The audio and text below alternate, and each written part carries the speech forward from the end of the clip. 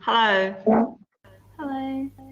So we're going to be only three today, as usual, for this course. So first, I would like to introduce myself. My name is Ekaterina, and I'm a consultant for the Samarra University. And I will give you the introduction to Russia and Samarra. Probably you will tell me even more about what you already have learned about Russia and about Samarra. So I would love to make it a kind of interaction. Okay, will you please introduce yourself just in a few words, briefly?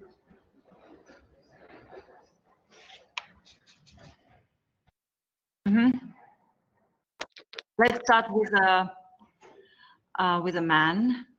Okay, I'm Juho. I'm from Finland. I'm historian and what else? So you are interested in history? Yes. Okay. And madam? I'm Mahima. I'm originally from Japan, but I live in Australia. I'm a university student and I'm studying education. Okay. Probably you were already asked why you want to learn Russian culture and language.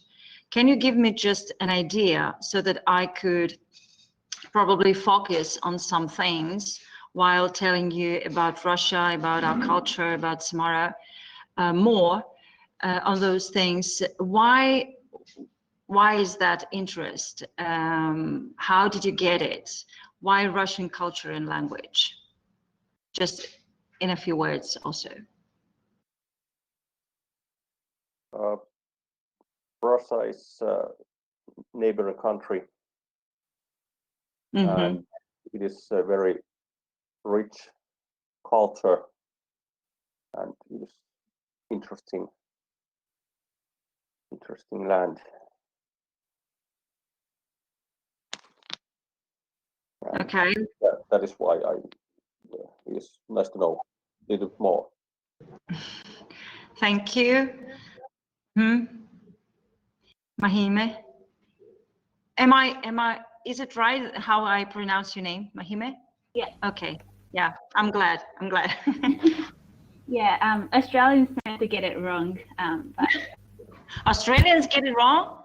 yeah, Australians get it wrong all the time, but other people don't. So it's a bit ironic.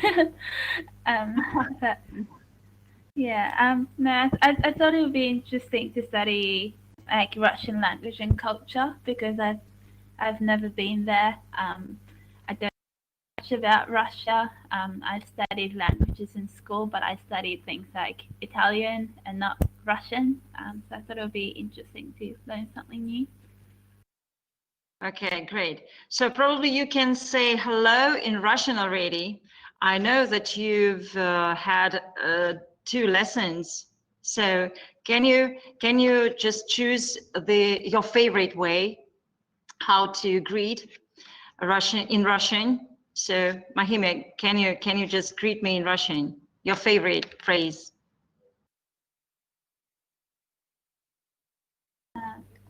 Добрый день. Great. Добрый день. And what time is it there in Australia right now? It's 6 o'clock in the evening. 6 o'clock in the evening. The previous day or this day? 9th of July. Okay. So for you it will be Добрый вечер. Добрый вечер. It's good evening. Okay. And Juho, this is early in the morning, I think, in Finland. So how can you greet me, or how can I greet you in Russian? Доброе утро. Oh, great. Your pronunciation is really great. You guys are doing really well. Yeah, great. Okay, so today I'm going to tell you more about Russia, some interesting facts, and Samarra, the city where I was born, and I love this place. I studied here at the university, at the Teachers Training University, and my major was English language and teaching English language. Right now, I'm chosen by the team of Samarra School to give presentations, to give some online lectures on this topic. So let's start. I'm going to share my screen so that you could see all the animation elements of the presentation quite well. And we will start.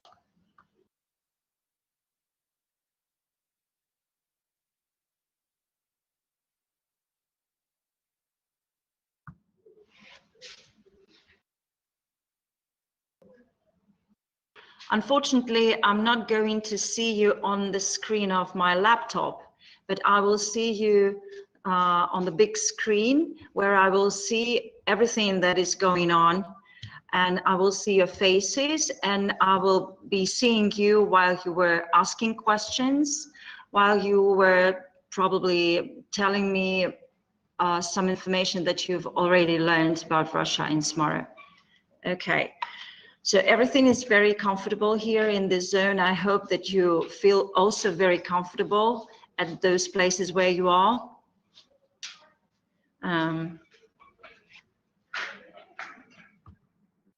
So we're going to touch upon old knowledge, that's what you already know. Then we're going to speak a little about your expectations, about what you would like to learn about Russia and Samarra. And probably while learning more about Russia, you will get some new knowledge. I would love to ask you about this. What is buckwheat porridge? Probably you know what it is. Buckwheat porridge. Oh, почему-то нет. Do you see my presentation moving? Nope. No, the presentation is not moving. Just a moment. There's some technical thing going on. Я поделилась экраном. А, нет, почему-то он не поделился. Слушай, почему? Нет, смотрите, запустите сначала здесь. Запустила? Нет, еще. Так. Вот здесь. Вот здесь, да? Нет? Нет, не то. Не то? Грузится. Окей, хорошо. Вот. Just a moment.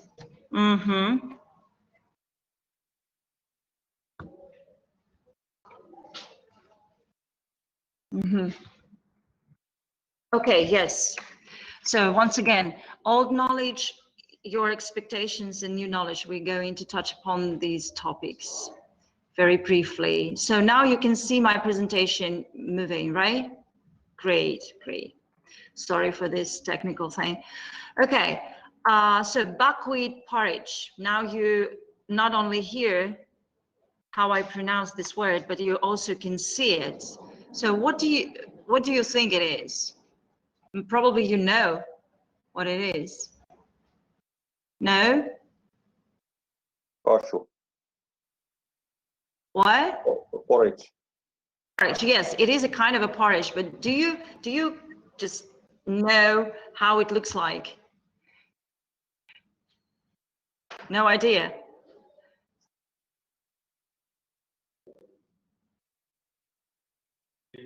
You're не слышно.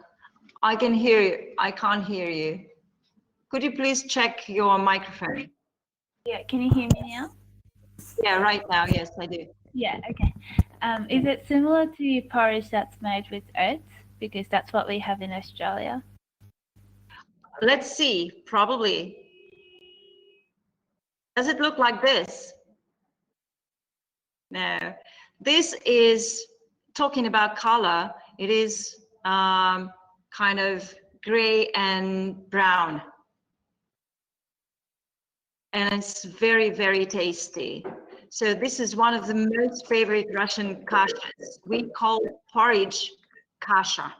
So this is a substance that you eat in the morning, in the daytime, during daytime, in the evening.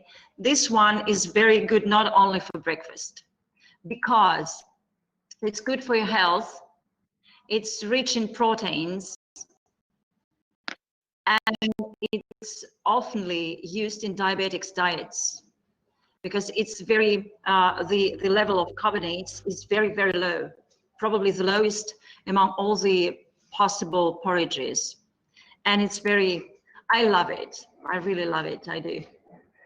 So probably while in Russia, or probably while you are roaming some Russian districts, if you have in your country or where you are right now, and you drop by some Russian supermarket or whatever it is, probably some department store, and you find a package with the name buckwheat, please buy it and make it. And you will taste, you will have an idea of some taste of Russia. Okay, so some more pictures and questions from me. Yeah. So your ideas, what is it?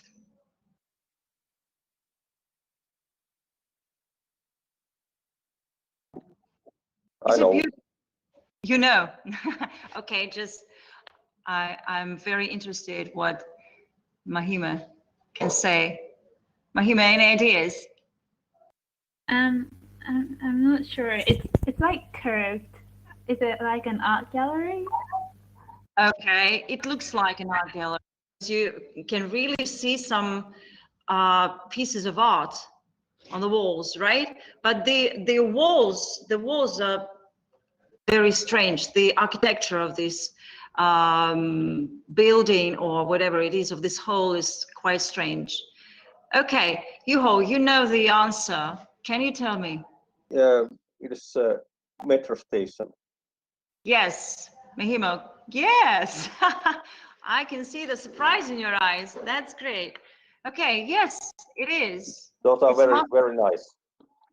Yeah, it's Moscow Underground. It's really impressive. Let me tell you give you a few facts, which are really very impressive. So this is also one of the metro stations, and it's 85 years old. And it is esteemed as the most beautiful and cleanest in the world. It is proven to be the most beautiful and cleanest in the world. Also, it is a real museum, so it's no wonder that you mix it with some art gallery, because many stations, they are different in style, in architectural style, in art style. They represent different eras of architecture and sculpture and art, and some historical periods and events. You can also see a lot of sculptures devoted to this or that period of time in the Soviet Union, or usually the Soviet Union, yes. 275 stations. Yeah, you see, and the design of each station can come from Art Deco and to the present abstract art. You can see, you can read it here, that 48 stations are recognized as objects of cultural heritage. Can you imagine that? This could be just an ordinary underground, but no, in Russia, it is a kind of a piece of art.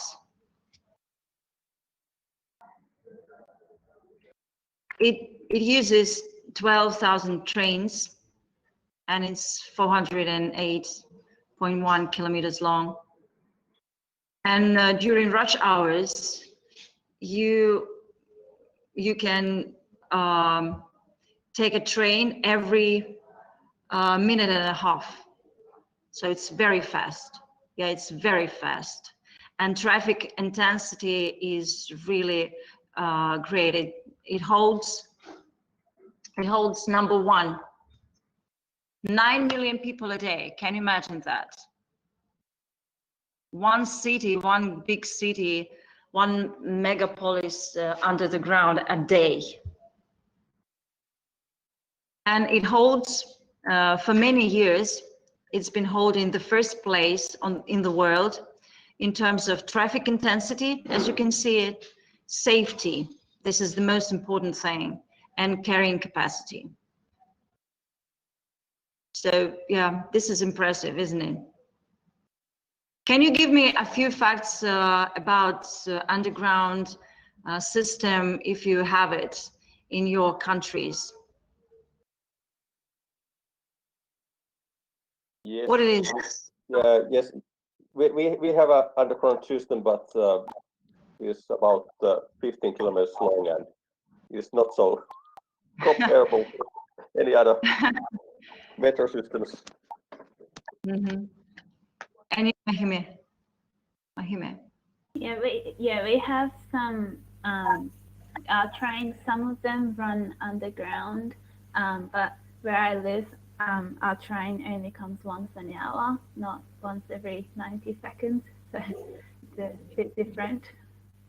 I think you want right now your desire to go to Russia and at least visit and see all the beauty of the underground stations is even more, it just increased. So once this story about all this virus and other things are over, I hope you will come and see it with your own eyes. Okay, let's go to Samarra right now, because Moscow is 1,100 kilometers away from Samarra. So the distances between the cities in Russia are quite distinguished. Yeah. And Samarra is often called a space capital, or a capital city of 4 cosmodromes. Have you got any idea why Samarra is called a space capital in Russia?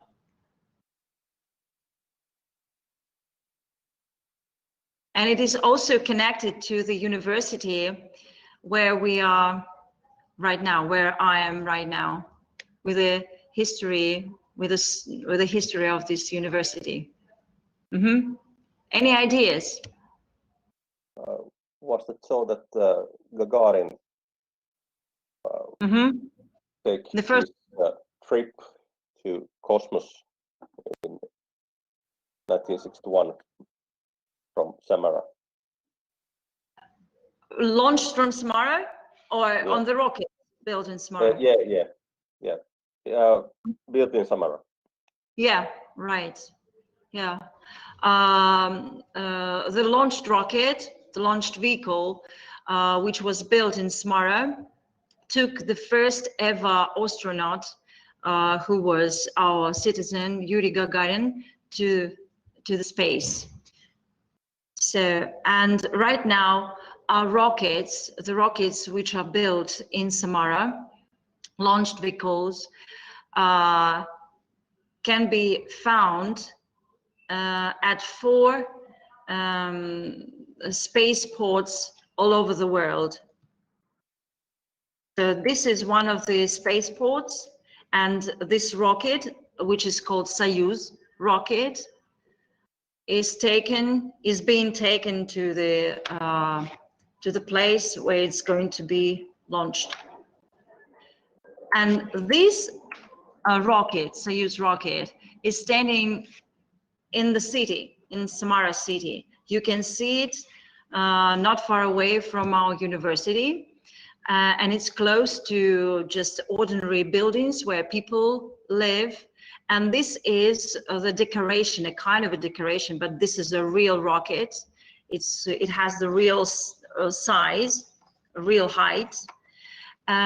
You can see it at the entrance of the Space Museum. It's right in the city center. Yeah, you see different places where you can see rockets, and people can come and learn more about space, about things that are happening inside the rockets, about the whole process. So Samarra is the space capital of Russia. Okay, and now from the space, we're going down to the bottom of Samarra. Can you imagine what is on the bottom of Samarra? Do you know that Samarra is situated on the river? Yes. So the bottom, it's close. I'm giving you some hints. It's close to the river. What could be there? What do you think? I was told that yesterday you were passing this place and it was mentioned. Do you remember? It's very good. It's very good in hot weather. When it is hot weather, you usually think about it. Is it the beach?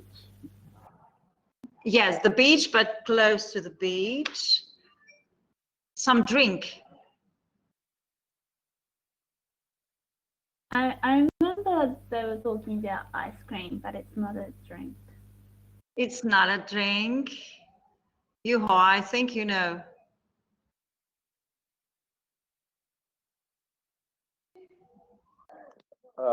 I catch that there was some kind of mention about beer which is made in Samarra.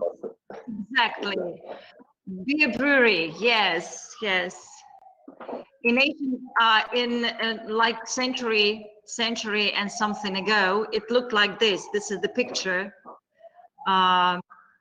This is the painting. So how it looked like from the water. And today you can still see the same place with reconstructed brewery where you can buy fresh beer. And it is called the bottom of Samarra because this is the lowest point of Samarra, close to the river.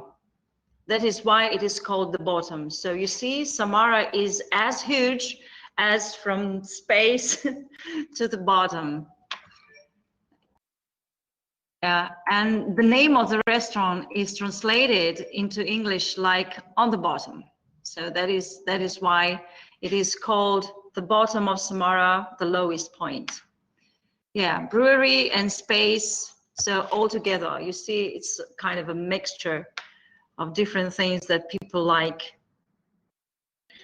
Okay, what do you know about religion, the main religion in Russia? Because people all over the world nowadays speak about whether it is important, not important to believe in God, to be religious, to build your life according to all those things that you learn from religion. So do you know the main religion in Russia, and do you think people are religious in Russia or not? The main religion is the Orthodox Church. Yeah, right. Church. Yeah. And I think the people are religious. Yeah, sure. Religious. So let's see some figures.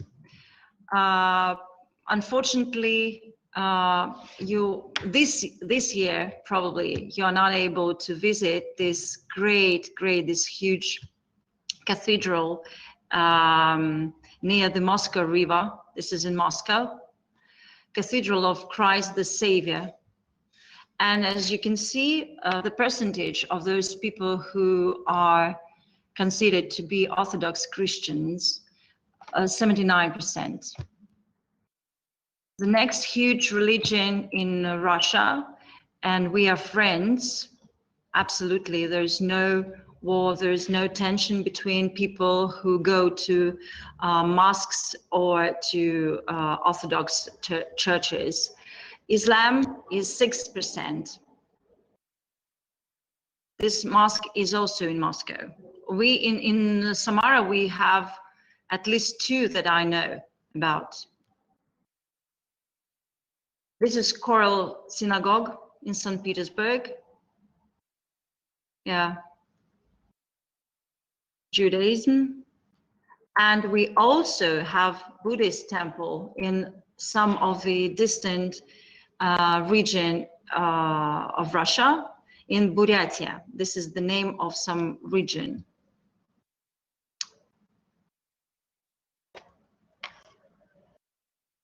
Are you religious? If I'm, no. And you, Juho?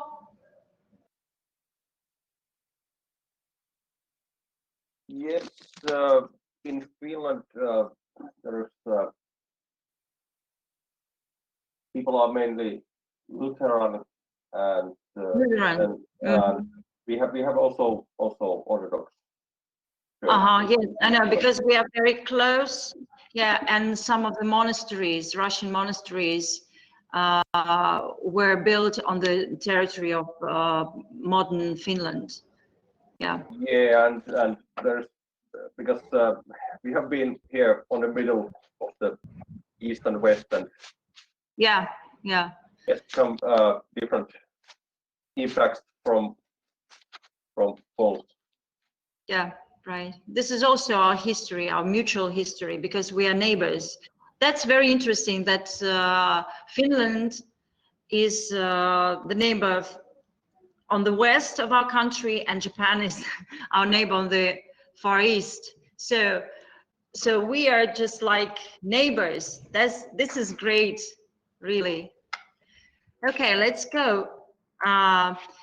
Talking about other countries, what do you usually, and probably in the first place, what do you usually want to know about the country, the people? What are the first questions that pop up in your mind? What is that you want to learn about people?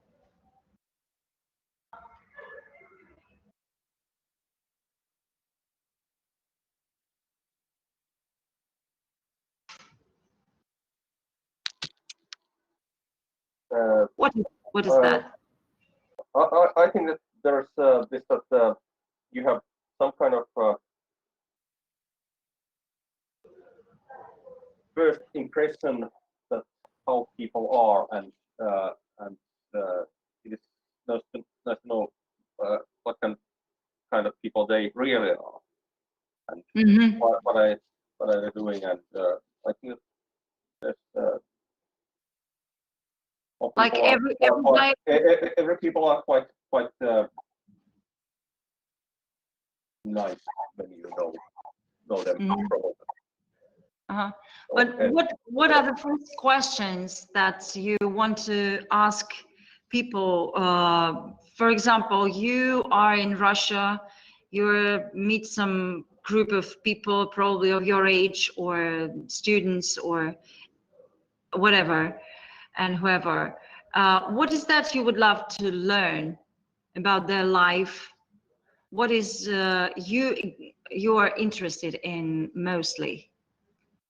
Mahima, what would be your first question, probably, or one of the first questions?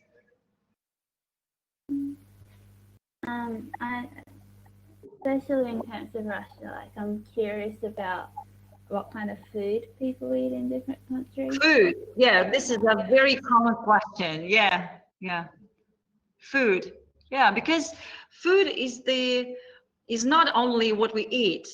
This is a kind of a tradition. People gather around table, they communicate somehow. They order something, yeah. And this is probably the first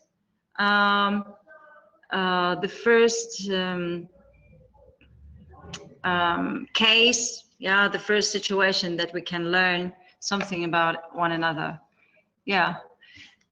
And this is usually, yes, number one. You see, you guessed it. Okay, what else?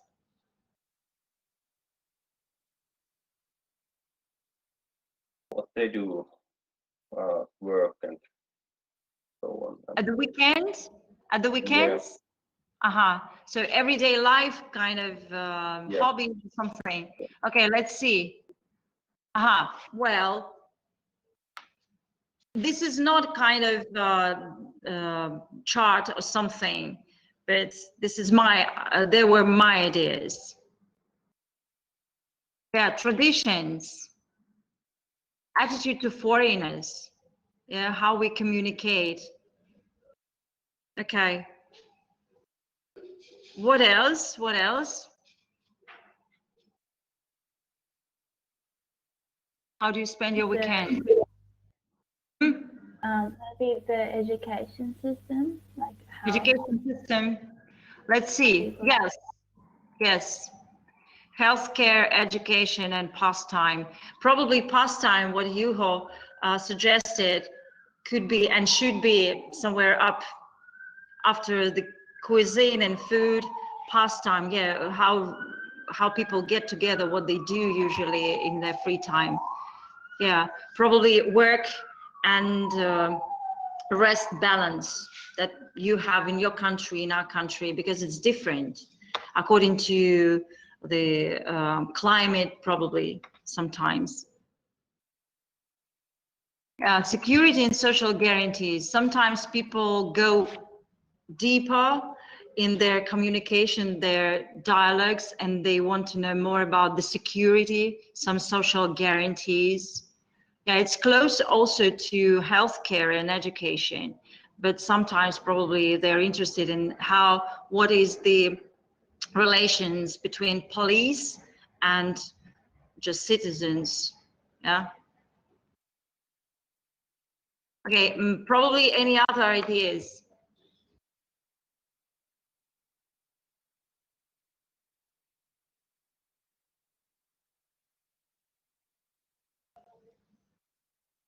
Any ideas?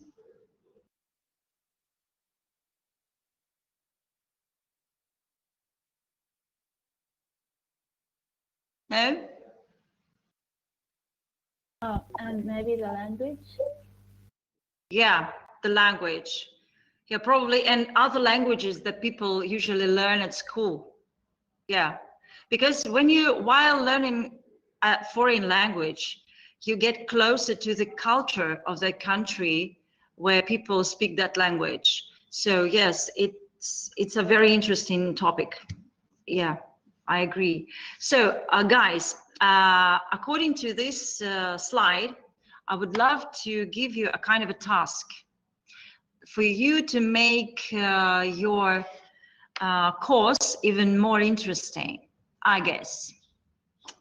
Every time when you get in touch with any Russian speaker, please just make up a kind of a questionnaire, a very short one, and just ask the question that you are interested in, because each person is not only representative of the culture and of the country and the city where he or she lives, but also individuals, so we can differ from one another.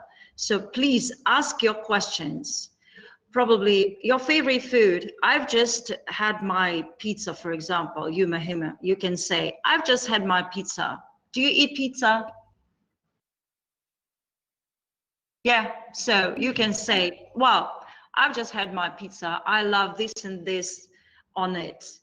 What is your favorite food? You can say, I've just, my last holiday, my last weekends, I spent at the lake fishing or something, or getting together with my friends I haven't seen for 3 months because of this coronavirus thing, and we enjoyed the time together. What did you do? So you can ask any of the speakers what he or she did at the weekend. So you will get more and more information about each person, and probably you can make friends. Why not? So just make a kind of a questionnaire. You will see my email address at the end of this presentation, and you can ask for this presentation to be sent to you so that you can write me personally and ask me any question you like about Samarra, about Russia, about what I do in my pastime, what are my hobbies, and about not only about me, but about other people. So please do. It will widen, it will broaden up your vision. So, and we continue. So now a few questions to you again. What do you already know about Russia? Probably some really bright facts that once impressed you, that once made you wow, go wow, about Russia, about Samarra University, Russian people. So can you just give me probably a few bright facts that you already know about Russia? Juho, let's start with you.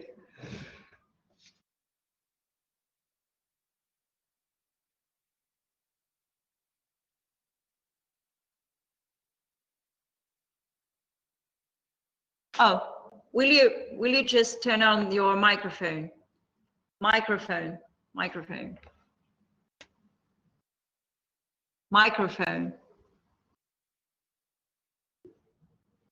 Oh. Juho, please come back.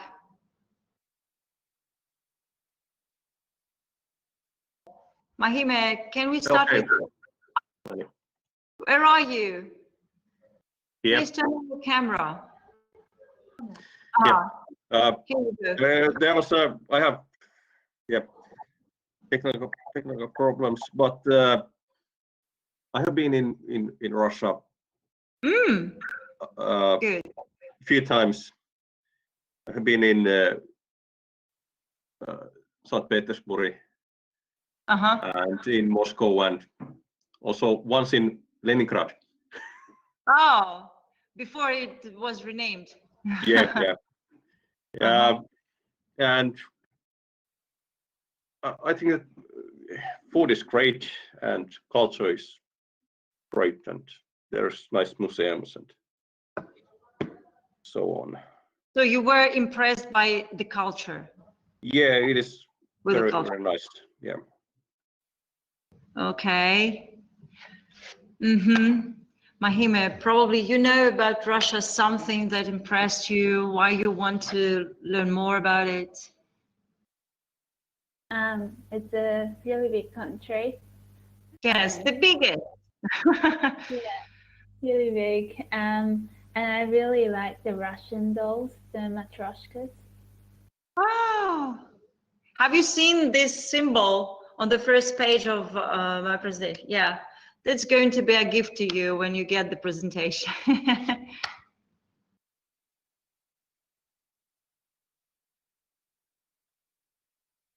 Okay, have you ever met Russians, and how was it, your communication with them? What do you think about Russians, if you had any chance to talk to Russians? Yes, I have met, and sometimes it has been difficult because there has been no other language than Russian. And yeah, this is the main problem with Russians, of not younger Russians, because young Russians, they when you meet them, they are very easily they're very easy to speak English or German or any other foreign languages. But of your age, Yuho, and my age, sometimes it's very hard to find someone who can speak really well in any other language than Russian. Yeah.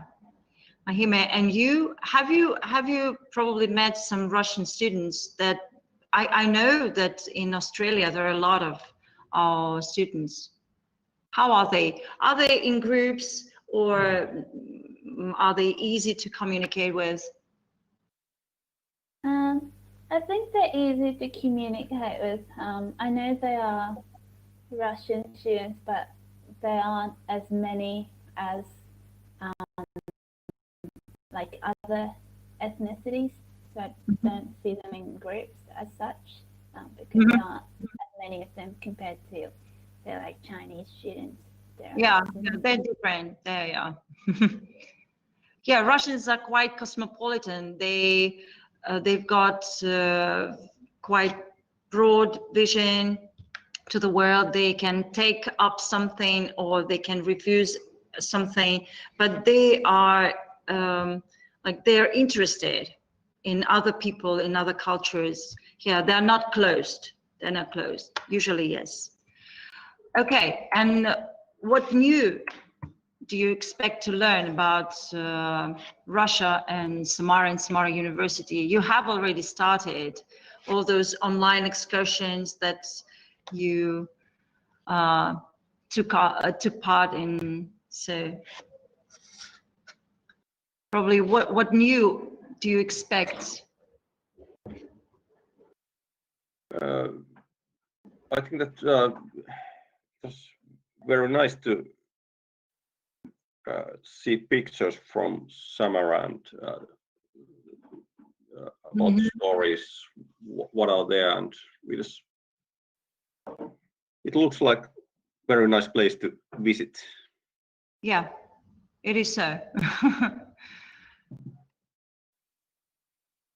Okay, Mahime, what would you love to, or do you expect anything new to learn?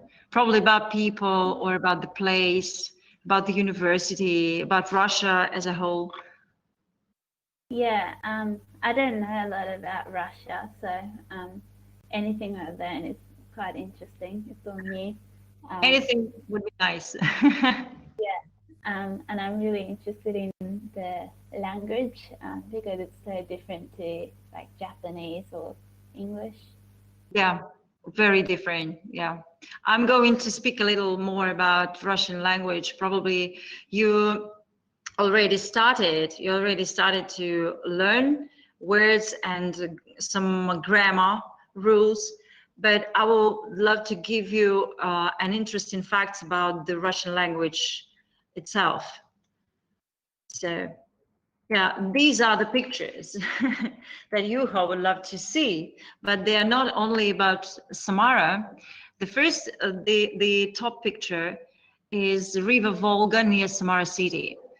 It wouldn't take you too long, just like 15-20 minutes to, away from Samarra, to go away from Samarra, to reach those beautiful places with spectacular views on the river and on the sunsets and the banks. So we are surrounded by a beautiful nature, really beautiful nature. We live in a place close to the national park, which is really great.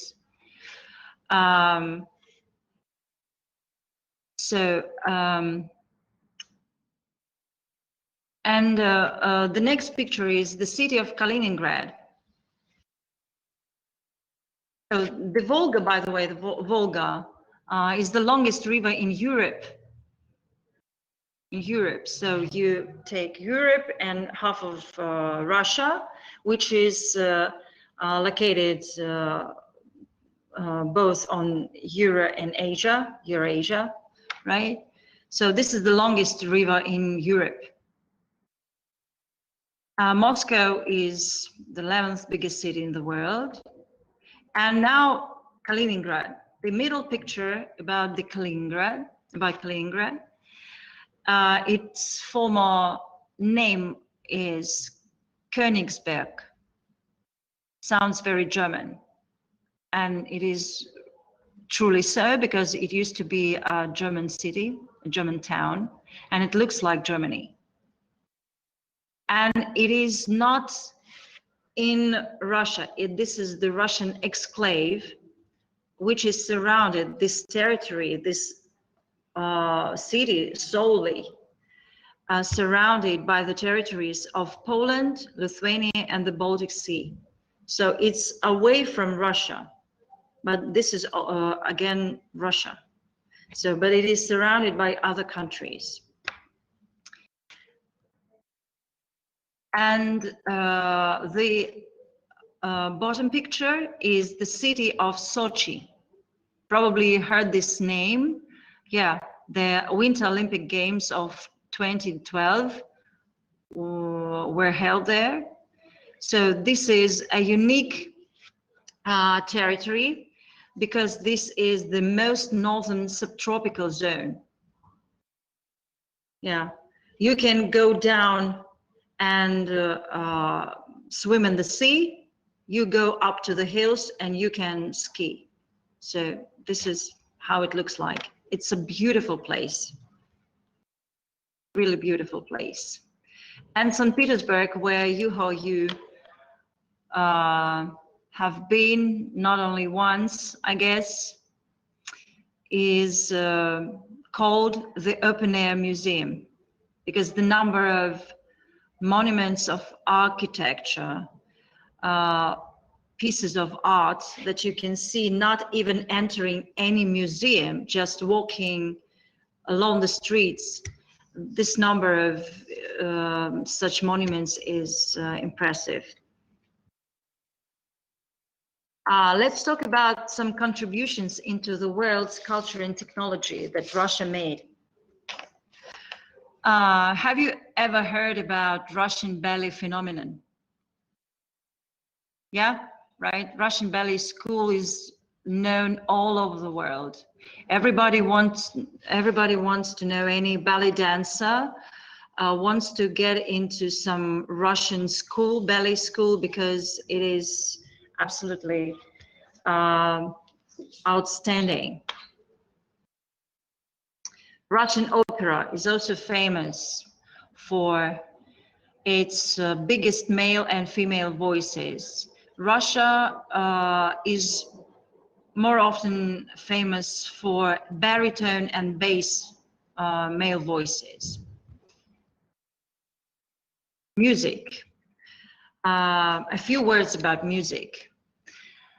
This I don't know how to call it, Russian music, classical music, and modern contemporary music is absolutely outstanding, and it's acclaimed all over the world.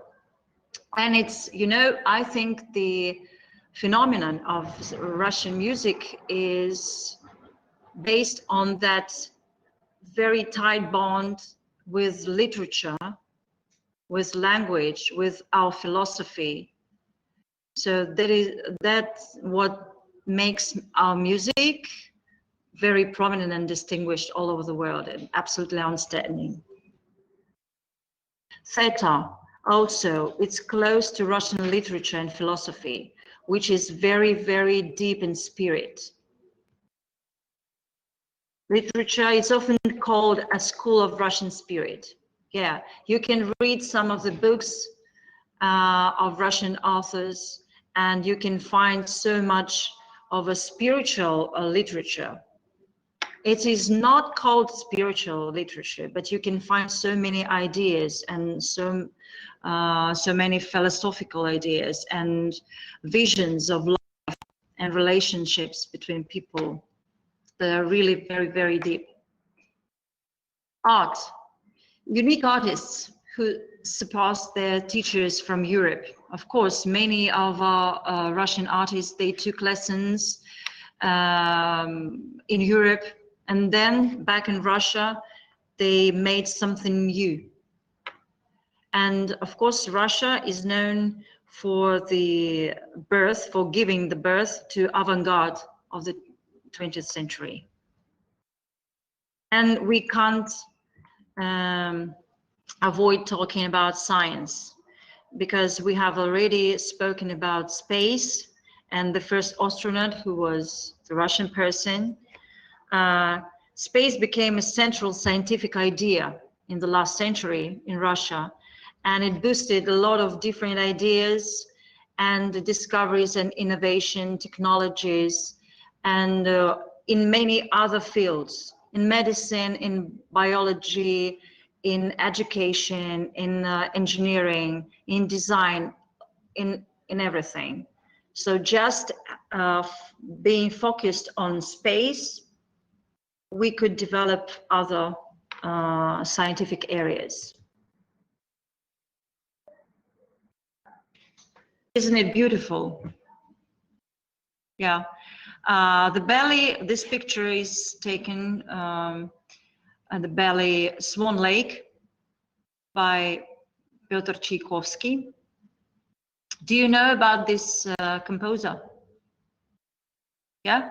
Have you heard about him? Yeah. This is the picture from the opera. What? Sorry. Yeah, I have heard. You visited the ballet? I have been in Mariinsky once. Oh, you're lucky. You're so lucky. I haven't been to. Very nice place. The oldest building, right? I have been once in the old and once in the new. Oh, I have only been in a new one. It's absolutely different. It's very modern, all made of glass and wood, and very, very strange construction, but I like it. Do you like more the old building or the new building? I was first in the new one and then the old one, and I prefer the old one. It was very, the old one.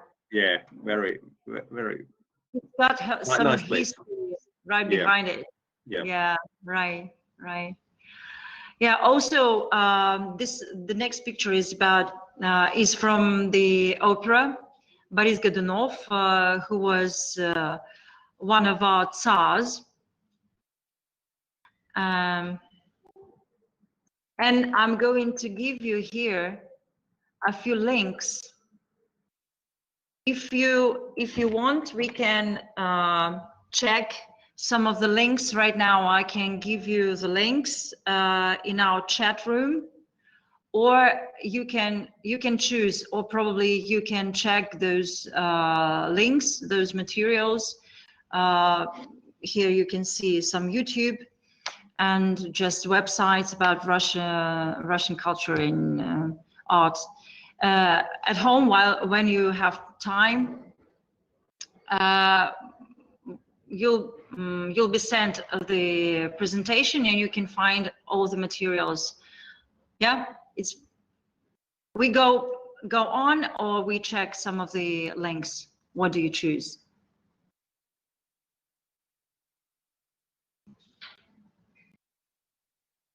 I'm happy to look at the links myself. Yourself. Okay.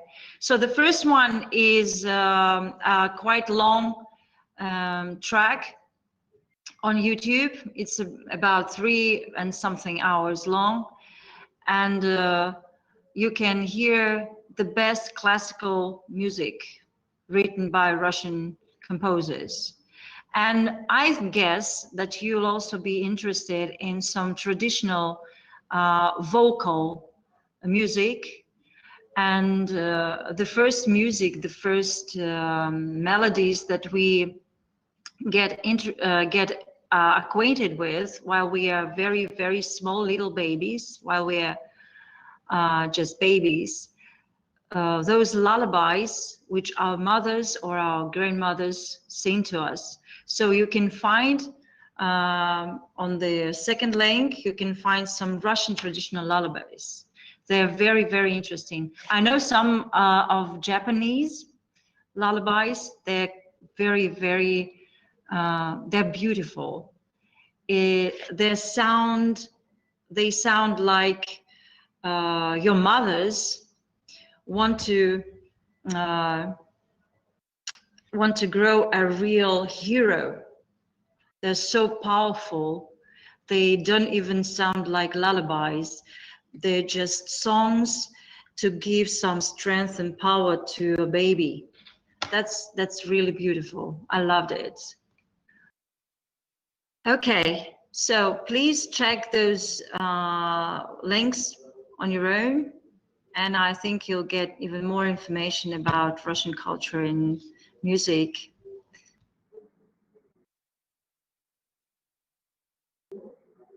These are some pictures of our Bolshoi Theater in Moscow. These are some books which are still published with some classical literature, classical authors. And this is just a picture of one of our great artists, Karl Brylov, and it is called Rider, a beautiful rider. Okay, some more facts about Russia, Samarra, sorry. You see, we are not as small as you could imagine. The 9th biggest cities. More than 1 million people live here. We're quite old. Oh, oops, it's 434 years old already. River Volga, close to ancient mountains and relic nature. That's what I mentioned. We are very close to the national park, and scientists from all over the world come here to study some relic nature, to make their analyses and theories and hypotheses about how our nature had been developed.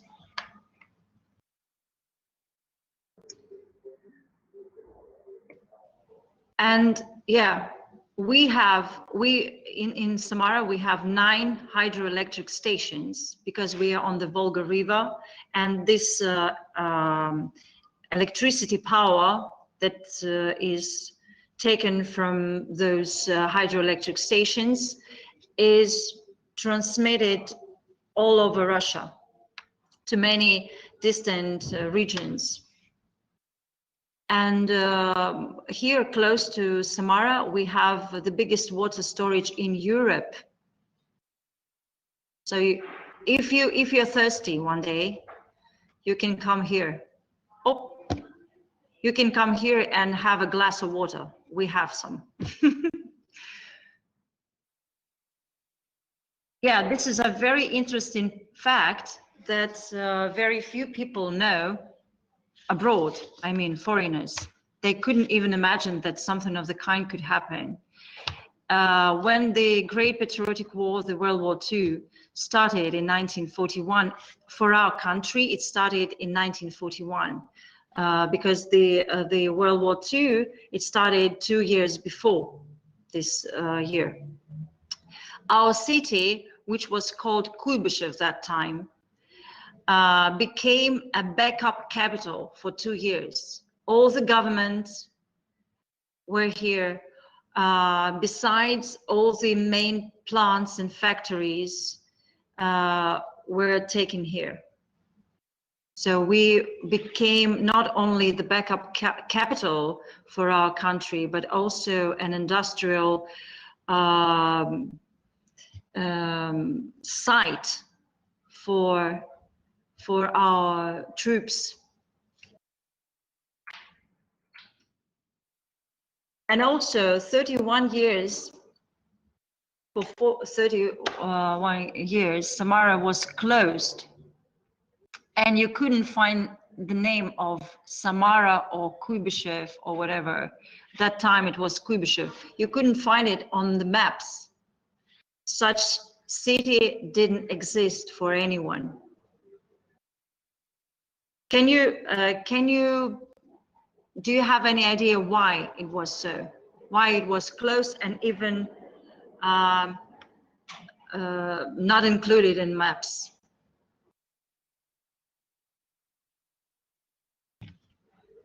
Why do you think it was just, it vanished from the maps for 31 years?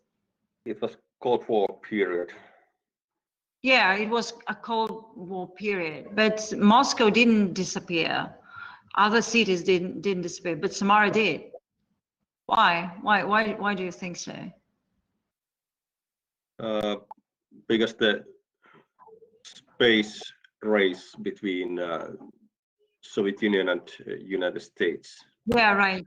Yeah, because you can remember that what I mentioned, that Samarra is called the space capital for Russia, and because of this space industry, it was closed. No one in our government wanted to let anybody know that something is going on here. And back in 2018, Samarra hosted 6 games of FIFA. And on the lower picture, on the bottom picture, you can see our stadium. It is called Samarra Arena, or как еще она называется, Данил? Космос Arena, да? Or it is also called Space Arena. It is made in it has the vision of a spaceship or something, and some visions of Samarra. This is Catholic church, and sunsets are beautiful when you look at it in the evening. Also, this is one of our main streets. It is Pedestrian Street. Cars are not allowed on this street. People, this is just a walking lane. It goes down to the river. You can see the sunset over the river. And this is our central street. This is one of the museums. Orthodox Church. It is one of the churches included in the local convent. Do you know what convent is? No? This is the monastery where only women live. Only for women, convent. And our lovely and beloved Volga embankment. It is approximately 8 kilometers long. So you can have sunburn there, you can bathe, you can swim. So lots of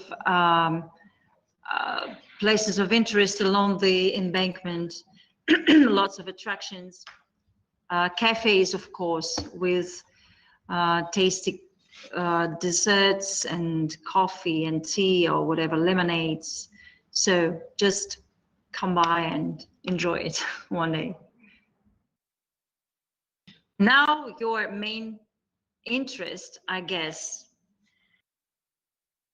Can you give me just probably a few facts that you have already learned about Russian language? What is so interesting about the Russian language so far for you?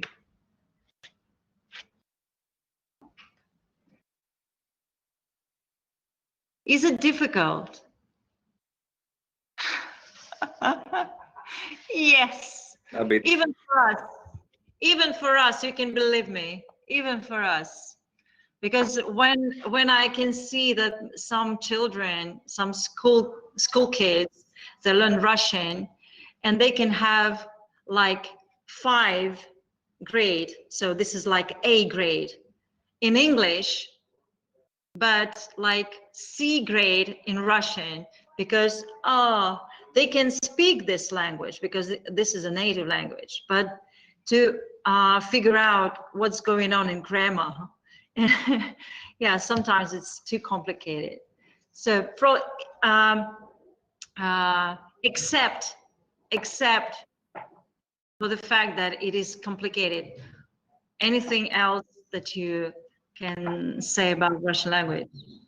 What do you know about it? Interesting thing is that in Finnish language there's some words which came from Russian language. So you borrowed. You took some. Yeah, there are some words which are. For example, can you give me just the word? Mesta. Место, like place. Yeah, place. Mesta, по-русски, по-фински, место. It's the same. It's the same. There's only one letter difference because the O is pronounced in Russia A, and in Finnish we have written that A on that place. I see. That's interesting. I didn't know about that. That's interesting, really.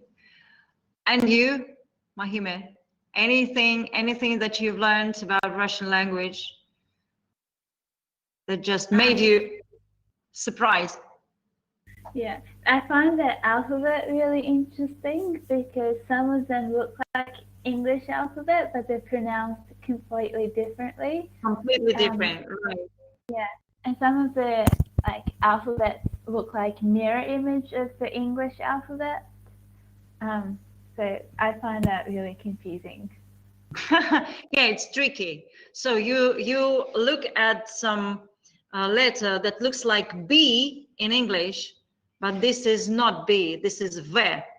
So yeah, and you have to find another place, an empty place in your head to put this information in. Yeah, some more interesting facts about Russian language. This is the 5th most spoken language in the world.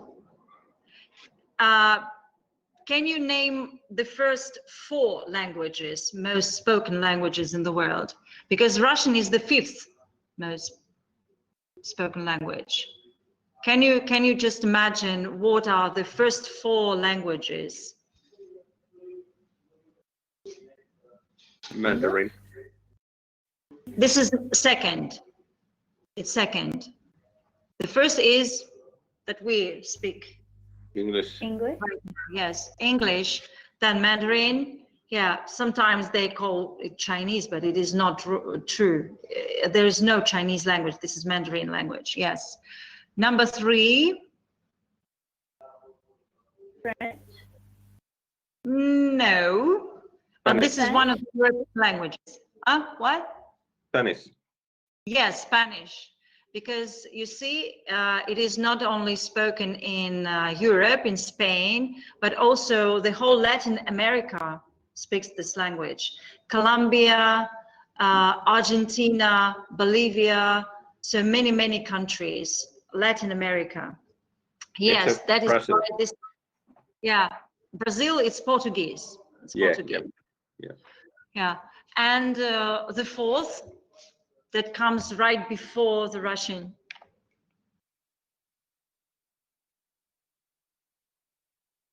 French? Arabic. Arabic, yes. We have a big Arabic world, yeah, in hot countries. But it feels like Arabic right now in Samarra. It's 35 degrees. Whew. It's very hot.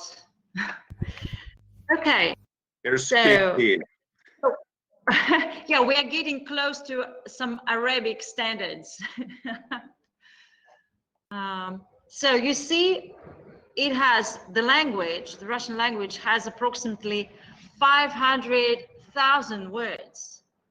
I can't even imagine this number. But in everyday use, there are only 2,500 words. So you can aim at learning only 2,500 and you'll be fluently speaking Russian. So don't aim at 500,000. Please don't even look at this number. It's crazy. Russian is one of the 6 official languages of the United Nations. This fact was new to me also before making this presentation. I didn't know about this. I knew that French and English are the languages of the United Nations, but Russian is also one of the official languages. That's cool. That's a very interesting fact.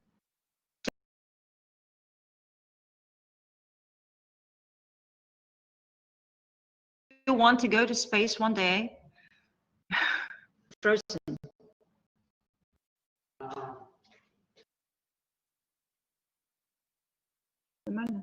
Mm-hmm.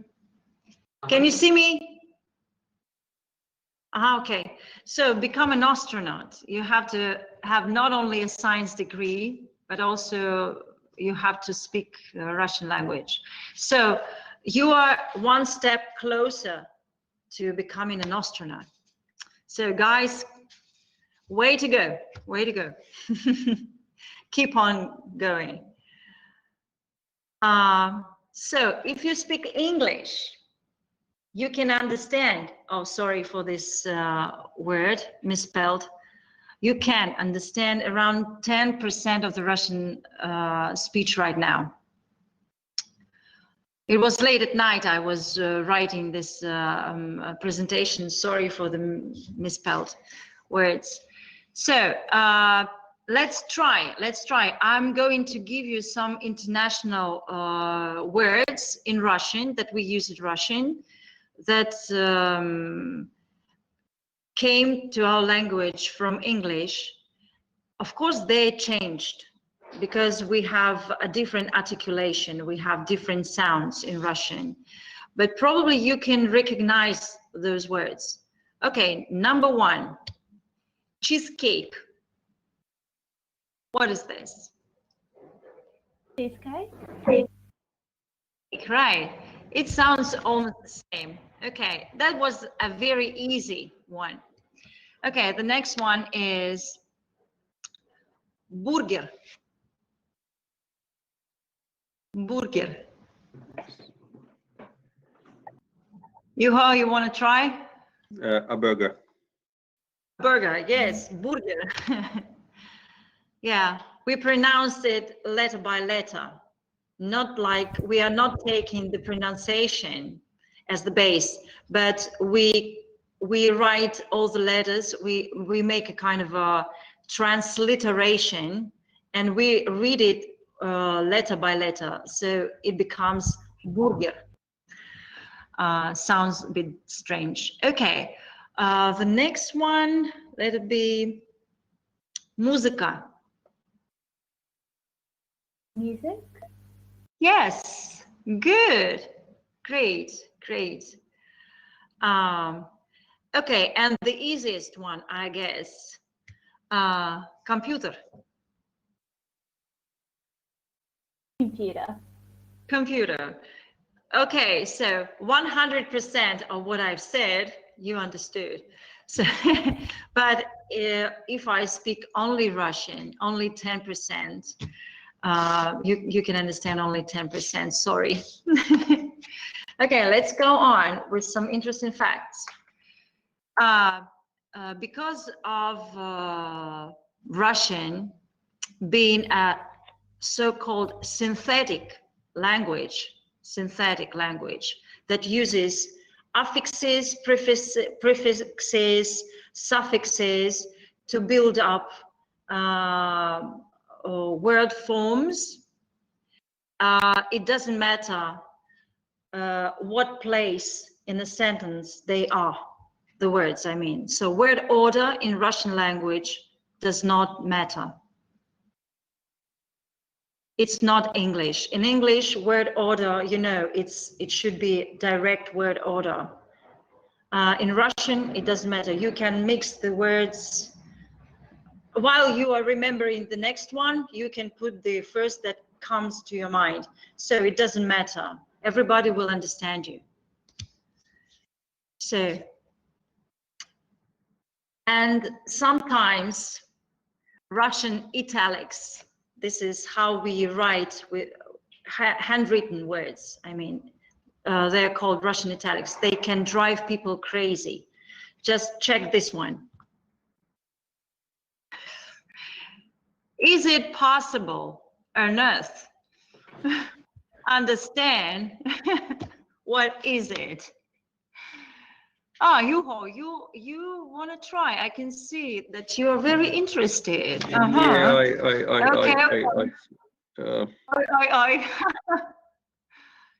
So this is how I write. I can write you right away, and you can see that I write the same way. They're not printed. Huh? Do you want me to write something on the whiteboard? Okay. So that would be interesting.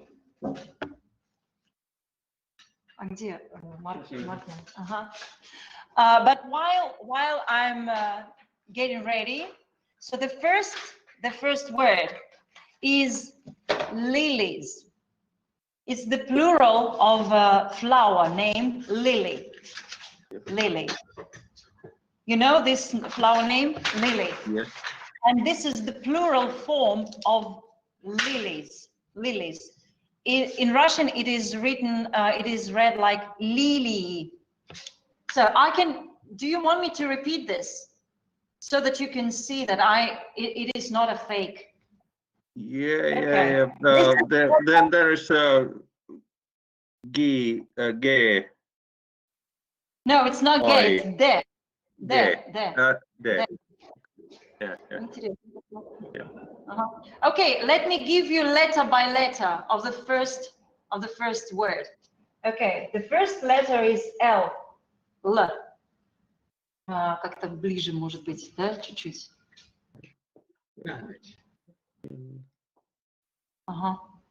L-E. E. Yes. Then again, L. E. And this letter gives the plural. You see, li. And when I put it all together, when I handwrite, it becomes.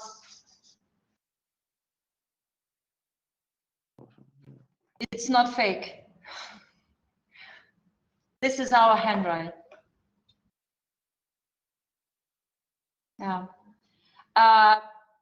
The next word, dishes. It's dishes. Oh, good. Get it closer. Make it closer. A little bit. Yeah, I can see it right here.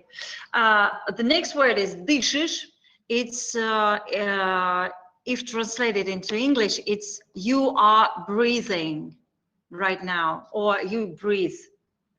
It doesn't matter. In this case, it doesn't matter if it is progressive or indefinite.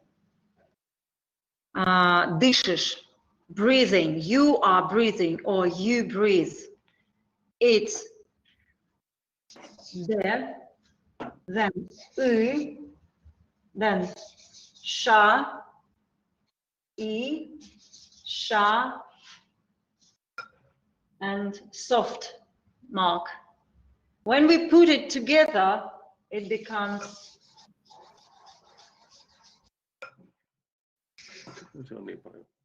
Yeah, it's endless. You can do things like this endlessly. Okay, probably the one that is really a challenge even for me. When I saw it, I was trying to read it first. So this is the fourth word, лишишься. it's the promise that you will lose something. So it's future. You see, in one word, you can have future, you can have person, it's the second person, right? And singular. You see, one word, and you can find there person, number, and even tense. And this is, it goes like this.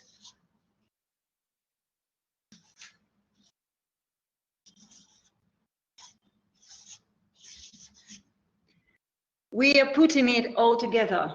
You can also try it. L, I, S, I, S, ja.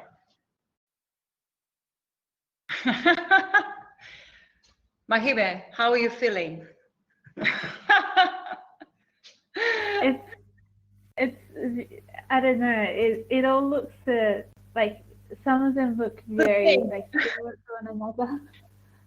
Yeah, yeah. The last but one word, it's the name of the plural for chinchillas. Do you know this animal, chinchilla? Yeah. Chinchilla. It's a very small animal with a very, very soft fur, chinchilla. So, and in Russian, this is shinshilli.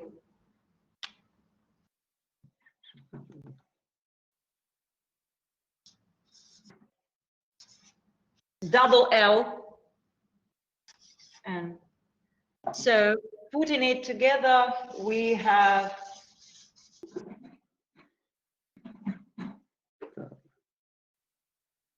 voila. Woo! Yeah. More challenge. I told you that Russian italics can drive people crazy, and this is true. Okay. Any headache? No? Okay. So you can ask your teacher of Russian to show you more tricks with Russian italics. I think it's really funny. Okay. Let us talk. Thank you. Let us talk about such thing as Russian character. Do you know that such thing as Russian character exists? No? There is no such thing as Russian character. No?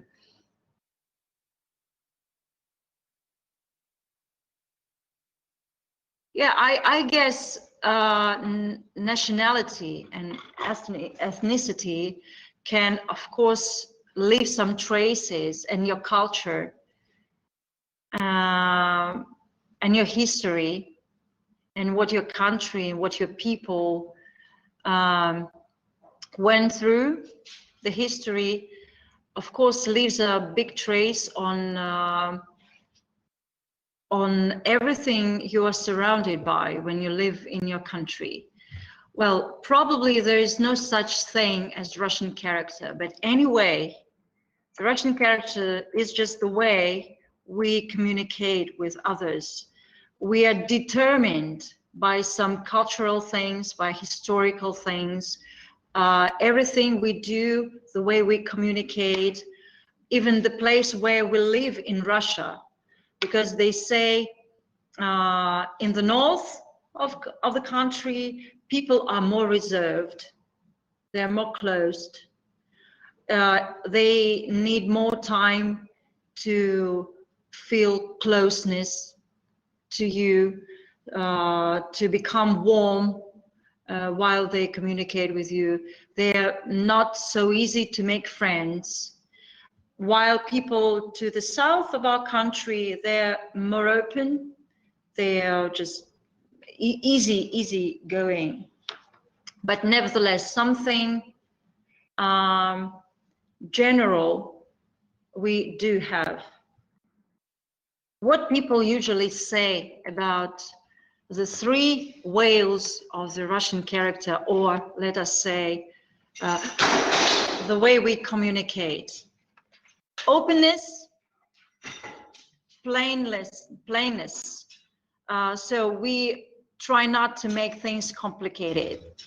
If you feel sad, usually you won't be showing off. You won't be showing that you're feeling differently. You're sad, you act sad. You talk to another person because you're sad in the way usually sad people do. So we do not try to play something different. We're just who we are and what we feel right now. Sometimes we have poor sense of privacy. This is true. We are very helpful. We try to help. Sometimes we can see that the person, this or that person, feels confused with something, with some probably question, or he went astray in the street, got lost. And sometimes you can really meet a Russian person coming up to you, asking your question, what's going on? Anything wrong? What's your problem? Can I help you with probably giving you right directions or something? So this is kind of a poor sense of privacy, but sometimes it's good.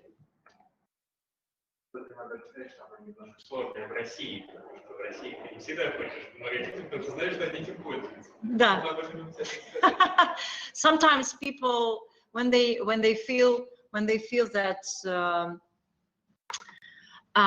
somebody is very eager to help you, he forgets about doing things on your own. He's always waiting for the help coming from other people. This is just another story, but we need to, this is what communication is for. While communicating, we get to know each other and we understand who is trying to, like we say, sit on our neck and not trying to do things on his own. Okay, the second whale of our communication, of how we communicate, it's communalism. Don't mix it with communism. We are through with this period of time. It's far away from us. Communalism. So it's the tendency to do something together in a group. Russians are still quite good team players. They can feel your weaknesses and you won't be afraid of talking about your weaknesses, about probably your lack of knowledge in something, your lack of skills.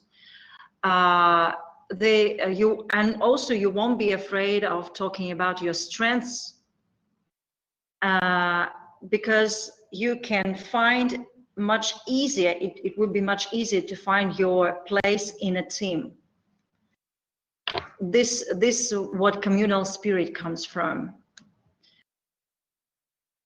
And frankness, warm-heartedness, and soulfulness. So this is again about this being very helpful, very easygoing, and being ready to help, being ready to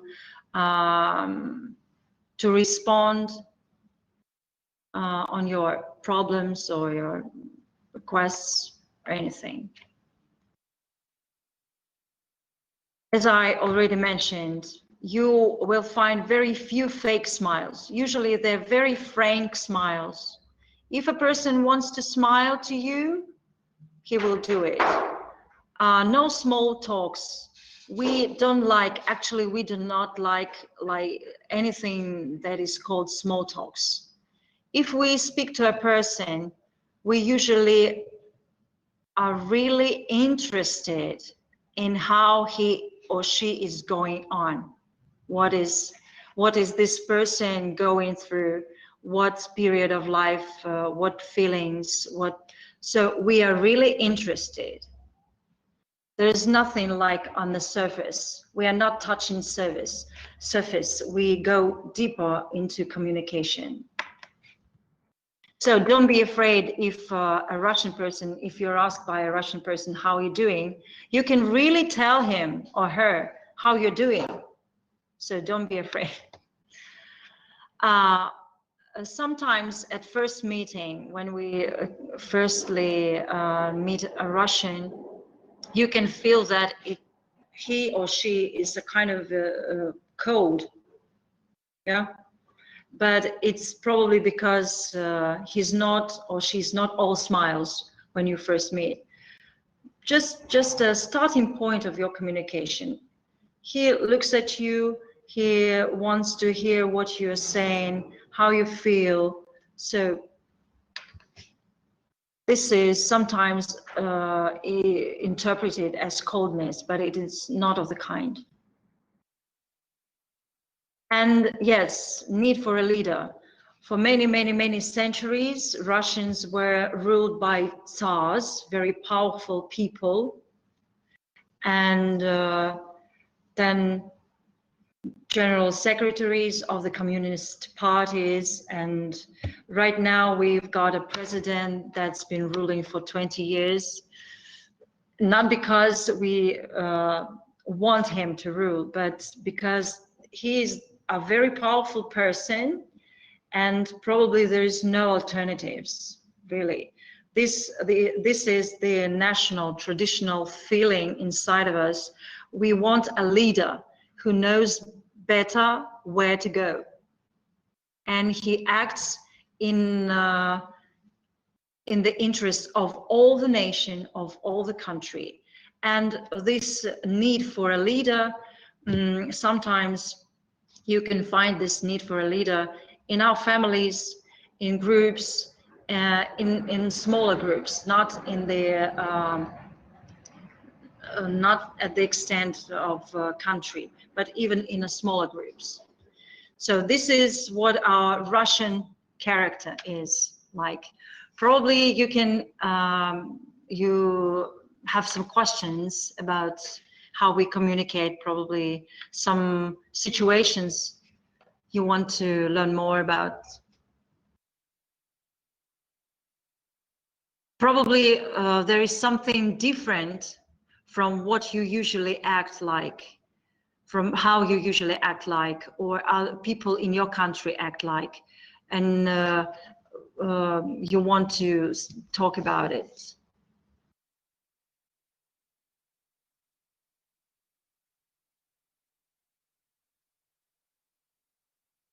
I think Australians really like the small talks. They just chat with lots of people, but they probably don't even remember what they've talked about because they just like chatting for the sake of it. So that's really different. Yeah. It comes from the Western culture. You want to be polite, you want to look polite, you want to look friendly. I don't know why people are afraid sometimes to show other people how they really feel. I don't know what's so dangerous about this. Probably people are trying to build up some boundaries, not to be heard. Yeah, there is a risk in it. We are taking a risk, acting and showing our true feelings, but it's worth it. It's worth it.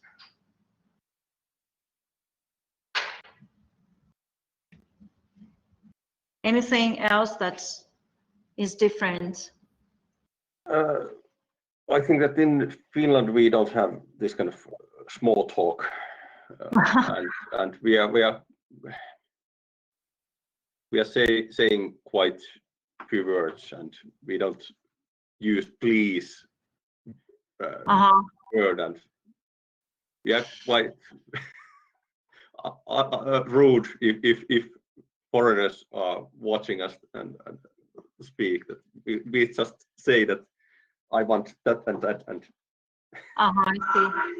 I see. That's interesting. Okay, when I go to Finland, I promise I'll remember this. Okay. Because we don't want to be rude, but we don't use maybe those phrases like "can I have" and "please," and we are polite, but we don't maybe so that in verbal way. In a verbal way, probably with gestures or with intonation. Yeah. Okay, I see. Okay, this is the whole presentation. This is the whole information that I wanted to share with you. So it's coming to an end, and I really appreciate your interaction today. Thank you very much. I want you to give me just probably some final words about what surprised you most, and what you will remember. Probably tell your friends about today. What is the first thing that you will share with your friends? That Samarra disappeared from the map for 30 years. I think that's really interesting. Yeah. Mm-hmm.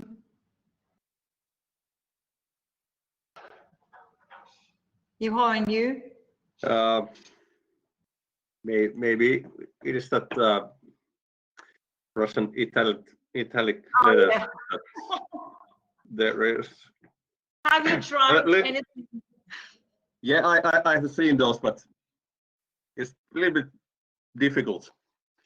Yeah, it's quite difficult. Yeah. Okay.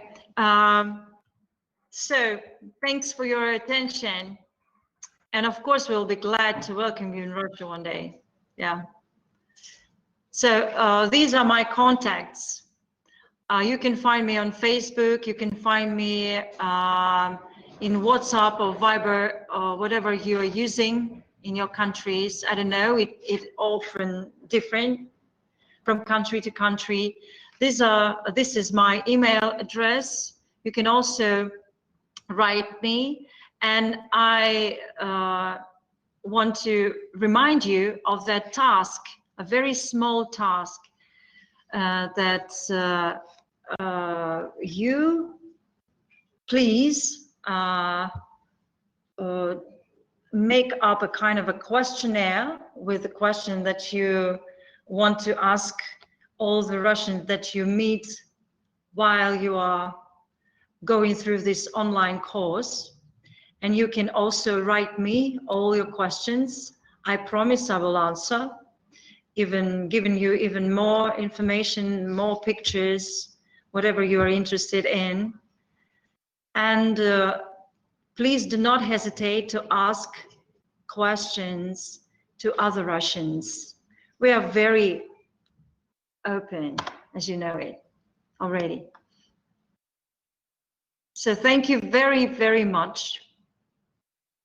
And so it's time to say goodbye. Can you say it in Russian?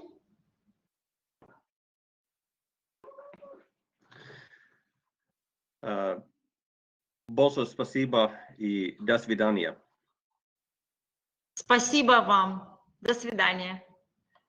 Mahime, can you say something? Probably in a different way. Very short word. I can't remember off the top of my head. Пока. It's пока. Пока. Yeah. Is that goodbye? It's bye-bye. Bye-bye. Okay. It's a very informal way of saying bye. Пока. Okay. Okay, guys, thank you very much for joining me today. Good luck to you. Thank you. Как это сделать?